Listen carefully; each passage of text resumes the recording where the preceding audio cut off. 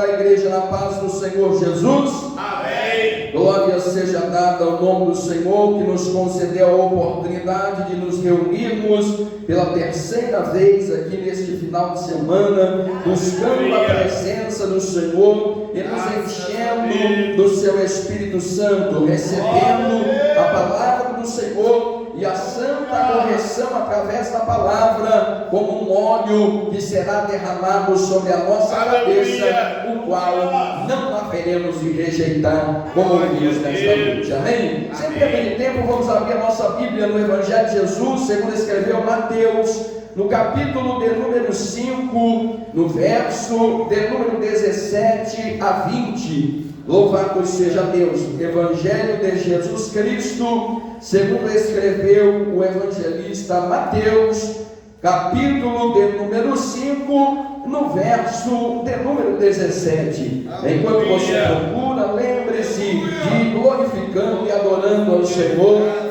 para preparar o vosso coração, a vossa mente, a santa palavra do Senhor, para que ela tenha guarida em nosso meio e para que o Espírito Santo opere conforme a sua vontade. Mateus capítulo 5, verso 17, quem encontrou diz amém. Amém. Glória a Deus. Diz assim a palavra do Senhor ao nosso coração. O título é O Cumprimento da Lei e dos Profetas.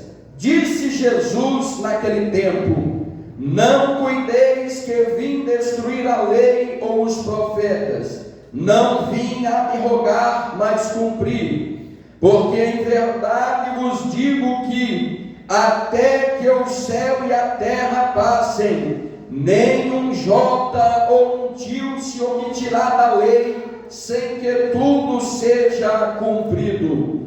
Qualquer, pois, que violar um dos menores mandamentos, e assim ensinar aos homens, será chamado o menor no reino dos céus. Aquele, porém, que os cumprir e ensinar, será chamado grande no reino dos céus. Porque vos digo que se a vossa justiça não exceder a dos escribas e fariseus, de modo nenhum entrareis no reino dos céus. Vamos repetir. Porque vos digo que se a vossa justiça não exceder a dos escribas e fariseus, de modo nenhum entrareis no reino dos céus. Quantos dizem amém? Senhor bendito Deus e eterno Pai, em tua santa presença nós estamos neste momento, Senhor, mediante a tua santa palavra. Pai eterno, esta palavra que meditamos, o próprio Senhor Jesus Cristo deixava registrado há tantos anos passados.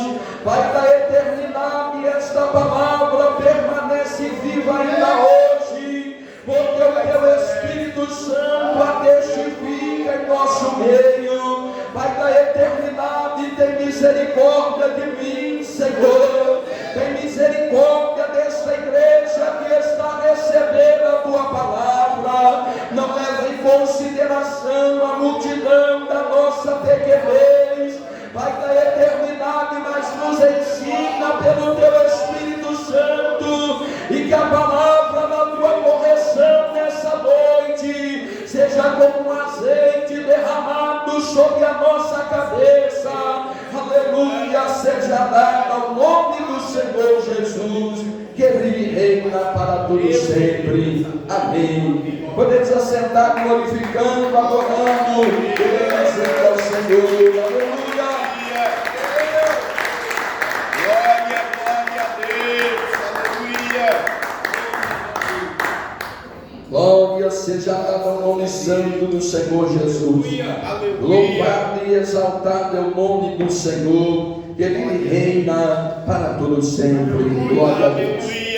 Amados irmãos, a palavra que nós meditamos aqui nesta noite faz parte de um grande e extenso ensinamento que o próprio Senhor Jesus Ele deixara à sua multidão de discípulos não somente aos seus 12 apóstolos escolhidos, mas todos quantos o estavam seguindo desde o princípio. E este sermão, chamado de um sermão da montanha, aqui no Evangelho de Jesus, segundo escreve Mateus, ele começa no capítulo aqui de número 5, no verso de número 3 a seguir, e ele vem abarcando os capítulos de número 6 até o capítulo de número 7, quase na sua totalidade, com exceção dos 2 últimos versos do capítulo 7. E nós observamos que é um discurso do Senhor, uma pregação que Cristo Jesus ele deixara, e é uma pregação que permanece tão viva no nosso meio, tão viva nos nossos dias,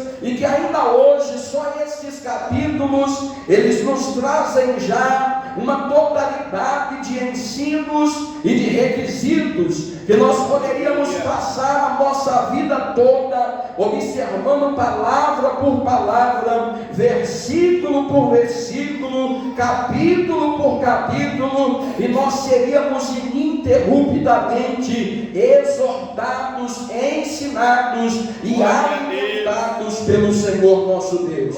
Esses versos que nós meditamos, o Senhor, ele após falar acerca das bem-aventuranças, as quais gozam os servos verdadeiros do Senhor, após o Senhor trazer um grande ensinamento, um grande despertamento aos seus discípulos, dizendo a estes que são o sal, são responsáveis pelo tempero deste mundo, após o Senhor chamar a atenção para os seus discípulos e dizer que são a luz que clareia sobre este mundo, porque como servos do Senhor Deus, a luz que precisa refletir em nós é a luz do Espírito Santo de Deus. Louvado seja o nome do Senhor. Alguns dos nossos dias e no nosso tempo falam sobre uma energia que emana o ser humano, mas na verdade aquele que serve a Deus não carrega a energia que este mundo discursa, carrega a presença, a essência do eterno Deus. Louvado seja o nome do Senhor. E onde nós chegamos, se nós abrirmos a nossa boca, quem é de Deus vai receber a palavra, e quem não é vai se incomodar com a presença que habita no nosso interior. Louvado seja o nome do Senhor. Se nós formos meditar, é muito bom nós comermos alguma coisa docinha, dá para comer doce até no exagero, mas ninguém deita sal na comida e vai comendo incansavelmente. É por isso que o Senhor ele diz que nós somos sal. Não dá para comer a comida que sai da nossa boca sem sentir o incômodo, sem sentir uma sede no interior, uma sede que só mata o Espírito Santo de Deus. Onde você se achegar, servo do Senhor, onde você se achegar, servo de Deus, não se ocupe em falar palavras docinhas que vai trazer acalento demais. Se ocupa em temperar a carne, se ocupe em matar a porcaria do pecado, se ocupe, aleluia, em trazer incômodo para o pecador e mostrar que Cristo tem vida eterna. Louvado seja Deus. Então, quando o Senhor ele fala desta forma, ele traz para nós esta palavra que me traz preocupação. Para falar a verdade aos amados irmãos, em especial o verso 20, que nós meditamos por último e em duplicata, ele traz para mim uma preocupação muito grande, porque Jesus ele começa no 17 este assunto. Ele diz assim: não cuideis que eu vim destruir a lei ou os profetas. E aqui já chega o primeiro choque para a nossa geração. Nós vivemos no meio de uma geração que prega a graça de Deus, e é bem verdade que é pela graça que cada um de nós está aqui, mas a graça que tem sido anunciada é uma graça que está distorcida. A graça que tem sido anunciada é uma graça que omite as respostas responsabilidades. A graça que tem sido anunciada é uma graça que não incomoda o pecado que habita no interior do homem, mas a palavra do Senhor nos diz, e o Senhor Jesus falou, e quando o Senhor fala não tem exagero, quando o Senhor fala não tem palavra excedida, quando o Senhor fala não é insulto, quando o Senhor fala é correção, é ensino. E se a palavra é não te confrontar, glorifica a Deus, porque esta palavra vai salvar tua alma. Louvado seja o nome do Senhor. O Senhor diz assim: não cuideis que eu vim aniquilar a lei. Então o Senhor ele já diz para nós: enquanto houver céu e terra, nada da lei vai cair por terra. Qual é a diferença então? A diferença é que outrora, antes de se manifestar a graça de Deus, o juízo na sua maior parte era executado instantaneamente. Nós observamos usar, quando ele com uma boa intenção do coração, ele leva a sua mão para segurar a arca de Deus, para ela não cair por terra. Mas o que dizia a lei usar? Você não tem autoridade para tocar na arca, então não toca. E quando ele toca na arca, ele cai imediatamente. Era o cumprimento imediato da lei de Deus. A intenção era boa, mas ele não tinha autoridade para tocar. E nós vivemos em um tempo que nós observamos os altares do Senhor. Os altares do Senhor, quantos sobem no altar sem ter autorização espiritual, sem ter graça de Deus para subir os altares? Não é apenas um local, não é apenas um palanque, é um local sagrado ao Senhor Deus, é onde homens e mulheres de jejum, oração, consagração, vigilância sobem para serem usados pelo Espírito Santo de Deus. Mas a graça que está sendo anunciada é uma graça que pega o político e assenta ele no púlpito, mas ele não tem chamado para sentar no púlpito, ele não tem chamado para subir no altar do Senhor. É uma graça que pega o mundano, mas como ele toca bem o instrumento, ele sobe no púlpito, mas ele não tem autorização para exibir a sua performance, porque adoração espiritual não é performance, adoração é sentimento que sai da alma, que emana no coração. Aleluia! É por isso que quando Jesus encontra a mulher de Samaria, ele diz: é chegada a hora, e agora é em que os verdadeiros adoradores adorarão em espírito e em verdade. Louvado seja Deus. Nós não precisamos ter medo de talvez pegar alguém que não tenha performance para tocar e colocar no púlpito. Nós não precisamos ter esse medo. Às vezes não tem performance, mas tem graça de Deus. O que não pode é ter performance e não tem graça. Louvado é o nome do Senhor. E pior ainda é não ter performance e nem graça, porque é sinal que falta uma preocupação naquilo que você apresenta diante de Deus. Quando você toca, você não toca para mim. Quando você canta, você não canta para mim. Você está prestando teu culto ao Senhor Deus. É a tua adoração ao Senhor Deus. Quando você levanta a sua mão para glorificar, não é para me agradar porque eu estou pregando. Você levanta a mão, é para render glória ao eterno soberano de todos os céus e terra. Aleluia! Qual é a diferença da graça para a lei? A lei executava os seus juízos imediatamente em sua quase totalidade da aplicação. O Senhor ele diz assim: a lei não caiu porque eu vim. Porque eu vim, a lei vai ser cumprida. E o Senhor vai mostrar para nós que vai ser arrojado um pouco mais. A diferença é que com Cristo veio a graça. E o que é a graça então? A graça, como nós sabemos de cor, é o favor que nenhum de nós merece. Não merece por quê? Porque eu mesmo transgredi a lei. Porque Cristo veio e padeceu. Eu tenho a oportunidade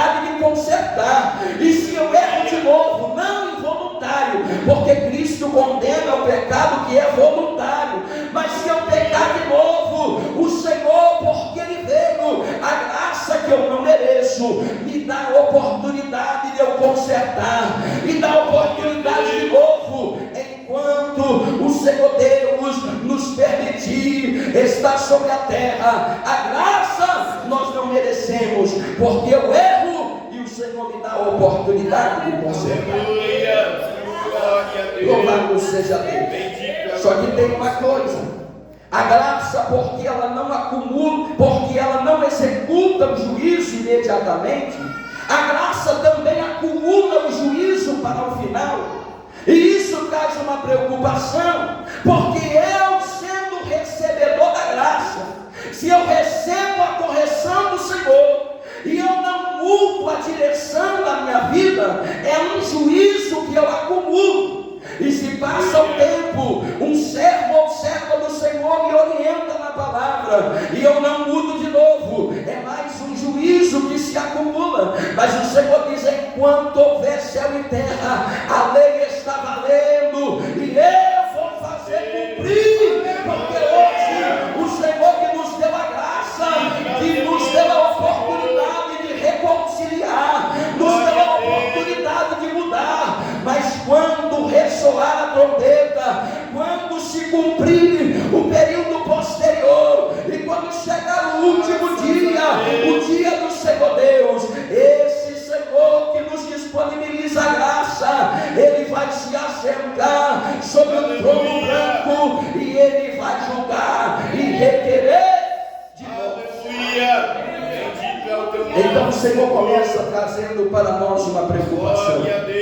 A lei não caiu por terra, nem um jota, nem um tio se omitirá, sem que tudo seja cumprido.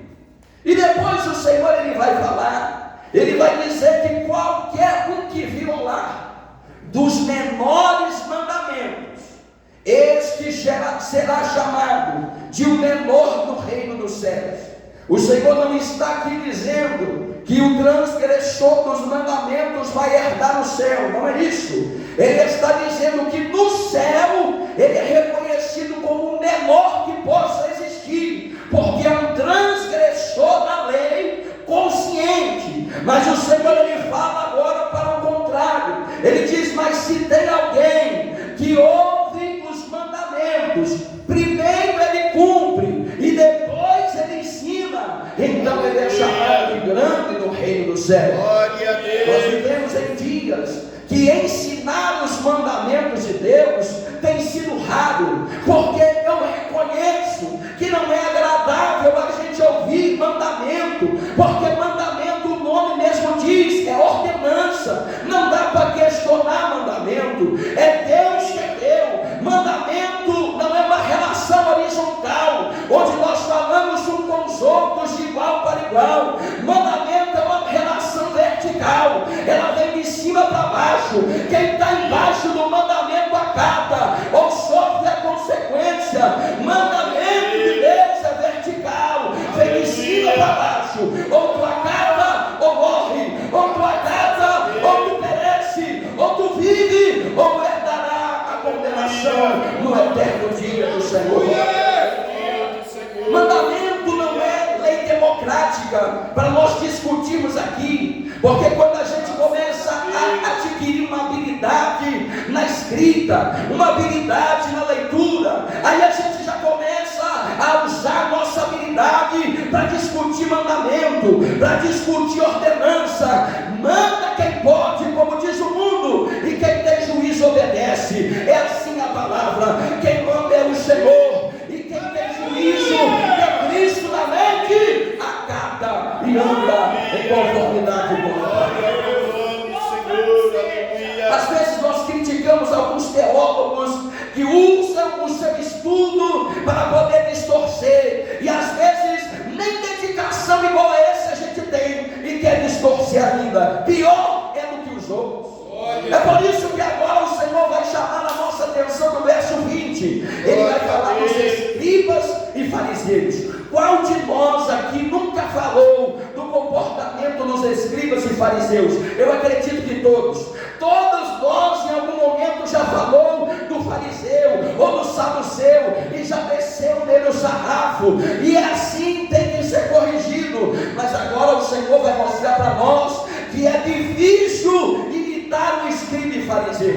Senhor estava dizendo, ele falou assim: tu está acusando escriba e fariseu, mas o Senhor falou assim: se a tua justiça não for maior do que a dele, se a tua justiça não exceder a dele, não tem vaga para ti no reino, não dá para Glória a Deus. acusar o escriba e fariseu é fácil, porque quando eu recebo uma correção, qual que é a postura do rebelde? Qual é a postura daquele que se rebelia contra o mandamento? Ele recebe a correção e ele aponta o erro de quem está corrigindo, mas saiba que se a correção é pautada na palavra, é do Senhor que tu estás requerendo, não é de quem fala. Aí tu diz assim: não está direcionando para o A, para o B ou para o C, não. Jesus também vai dizer no capítulo 23 aqui de Mateus, ele diz assim: se o escriba e fariseu pregar para ti, faz o que ele está falando. Aleluia. Porque ele está usando a minha palavra. Diferente de muitos pregadores e pregadoras hoje, que têm analogias coach para tudo quanto é coisa, para massagear o ego. Você entra rindo e sai chorando, entra chorando e sai rindo, porque faz um malabarismo com o sentimento, mas não tem palavra. O escriba e o fariseu tinham palavra. E capítulo 23, verso 1, Jesus diz assim: escuta a pregação dele e obedece, só não imita o seu comportamento. Aleluia. Então preste atenção uma coisa: aquele que faz uso da palavra, ainda que seja torto, se está escrito, é palavra. Aleluia. Não imita o comportamento.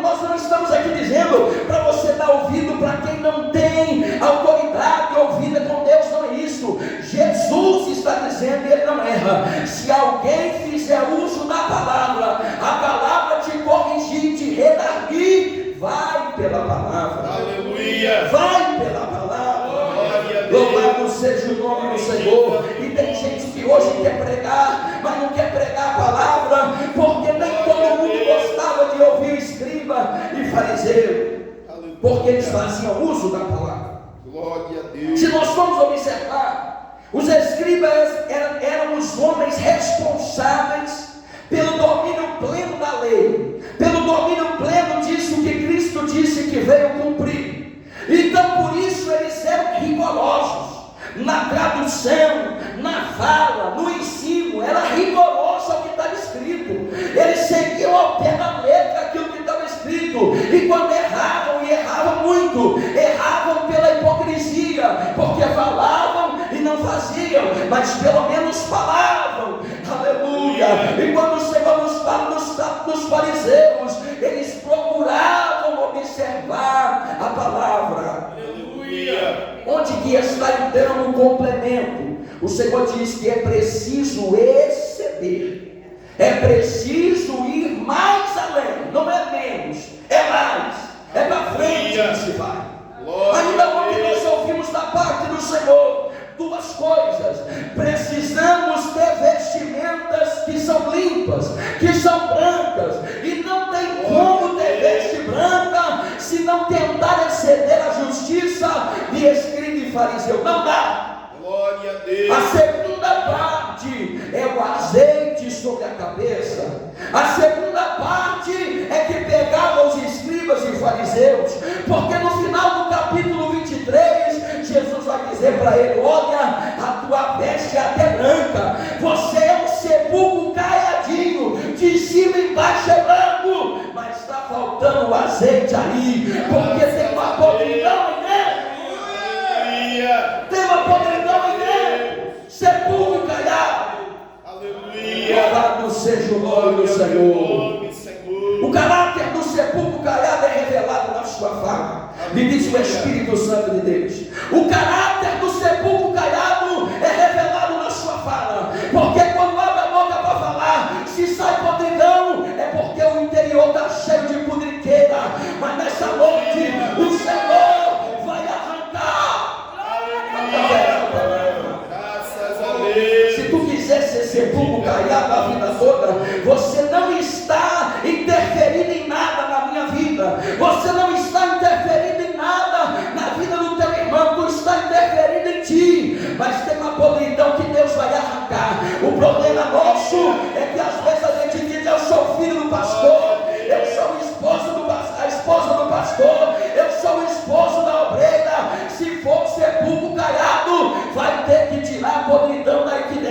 Espírito, vai ter que fechar a tua boca. Vai ter que ter temor de Deus no teu interior. Porque você não fere a mim. A tua palavra não me atinge, não é a mim que você está ferindo. Há um escudo espiritual que bloqueia. Há um escudo espiritual que separa. E é o Espírito do Senhor que o ergue. Louvado seja o nome do Senhor. Aleluia. Glória seja dada a Deus. Graças a Deus. E quando o Senhor ele vai encaminhando para mostrar como é que nós precisamos exceder os escribas e fariseus, ele levanta 6 pontos. É uma pena que não dá tempo de nós passarmos por todos eles. Ele levanta no verso de número 21, nós só vamos ler, mas não vamos explanar em todos da maneira como gostaríamos, mas o Espírito do Senhor vai explanar no seu interior. No verso 21, ele faz a primeira consideração. Ele diz assim: ouviste o que foi dito dos antigos, não matarás. Está valendo não matarás para nós? Está valendo. Mas o Senhor ele vai confrontar no 22, ele fala pela primeira vez: eu porém vos digo, acrescentando, que qualquer que sem motivo se encolerizar do seu irmão, será réu do juízo. Então o Senhor ele já começou, olha só, o matar é uma ação que move o nosso corpo, mas o Senhor ele já começa a tratar a causa lá dentro. É lá dentro de ti que o Senhor vai tratar a causa. É lá no interior desse coração endurecido que o Senhor vai tratar a causa, porque tu guarda o rancor, tu guarda a malícia, tu guarda tanta podridão, mas o Senhor vai tratar a tua alma. Se tu abrir o teu coração nessa noite, o Senhor vai tratar a tua alma amargurada. Porque, aleluia, quando Nicodemos chega até o Senhor, ele era mestre, respeitado, dominava a lei, mas Jesus olha para ele e fala: Nicodemos, eu sei que tu é mestre, mas eu tenho uma notícia para ti. Tu é crente, é filho de crente, tu se converteu, mas tu precisa nascer de novo, porque senão tu não entra no reino. Graças a Deus. Tu precisa nascer de novo. O nascimento da água, talvez tu já desceu nas águas, mas tem um resquício nesse coração endurecido, nesse sepulcro caiado. Aleluia. Aleluia. Glória a Deus.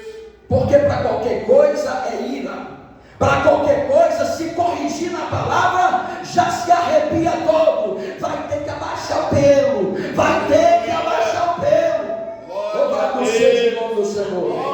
E o Senhor diz aqui, é o Espírito de Deus quem diz aqui nessa noite. Eu sei que nós temos intimidade como amigos e como irmãos uns com os outros, mas em nome do Senhor Jesus eu te convido a fazer prova do Senhor Deus, para saber, faça hoje e não deixe de fazer. Estou debaixo da autoridade do nome do Senhor Jesus através da sua palavra. Aleluia. Glória ao nome do Senhor. E o Senhor diz no verso 23 que nem a oferta tu pode apresentar se tu não tirar de dentro de ti esta tua ira. No verso 27 o Senhor fala sobre o adultério. Nós vamos andar rápido. Ele fala assim: olha, ouviste o que foi dito dos antigos, aos antigos, não cometerás adultério. Está valendo? Tá. Mas o Senhor fala assim: eu porém vou além. Eu te digo, se tu só atentar na mulher e começar a cobiçar, tu já cometeu o pecado junto dela. Sabe o que o Senhor está falando? Eu não estou aqui para monitorar com quem você deitou ou deixou de deitar. Essa não é a minha função, e não é a função de nenhum de nós que está aqui. O Senhor, Ele olha para dentro do teu interior, Ele sabe o sentimento que passa na tua alma. Se tu cobiçou, então pode começar, porque Deus vai tratar a causa dentro de ti. Aleluia. Se nós formos observar, nós vamos ver que alguns dos fariseus, levando esta palavra ao pé da letra, quando passavam uma mulher, ele até levantava a sua cabeça e ia assim para o alto, para não olhar. Não é isso que o Senhor está falando.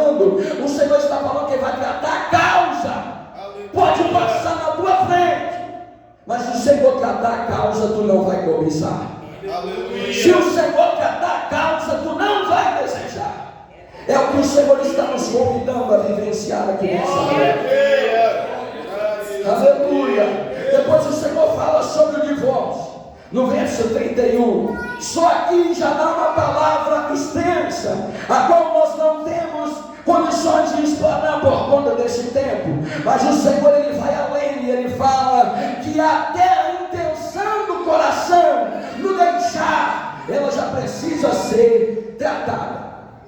Porque o divórcio, ele começa na intenção do coração primeiro. Primeiro surge o sentimento, eu vou largar ela, eu vou largar ele. E é o sentimento que o Senhor quer tratar. No 33, o Senhor, ele vai falar sobre perjúrio, quando jura e não cumpre. Mas aí o Senhor fala para nós, olha só, tu é crente, tu és servo de Deus, tu não tem que jurar nem pelo céu nem pela terra. Se tu falou que é sim, acabou. Por que o Senhor fala que não tem que jurar? Porque a palavra do crente não pode mudar. Tenha juramento, não tenha. Sim é sim, não é não. E acabou. Aleluia. Essa é a graça que o Senhor trouxe para nós. É essa a graça que o Senhor trouxe. Não é essa que atropela o ensinamento, que atropela pecado, que legaliza pecado. A graça é essa, vai além da lei, porque o Senhor trata a causa no nosso interior. Aleluia. E nós vamos parar por aqui. Mas o Senhor fala depois sobre o amor. O Senhor fala depois sobre a proibição também.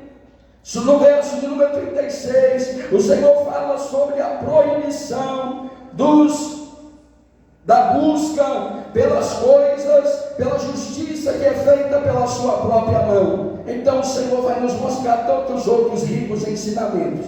Mas para finalizar, no verso 38, que a gente termina aqui, o Senhor mostra para nós o que é graça. Ele diz assim, olha, sede vós, pois perfeitos, como é perfeito o Pai que está no céu.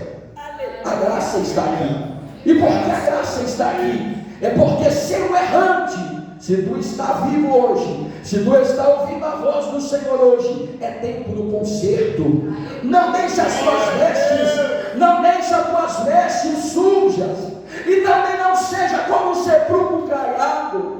Tu precisa ter veste branca e azeite na cabeça. Quem tem azeite na cabeça, ele recebe a correção de Deus. E é o que disse o salmista no Salmo 141: meditada aqui hoje, a tua correção é o azeite que a minha cabeça não rejeitará. Louvado seja o nome do Senhor. Agora, Senhor, glória e glorificação. Graças a Deus.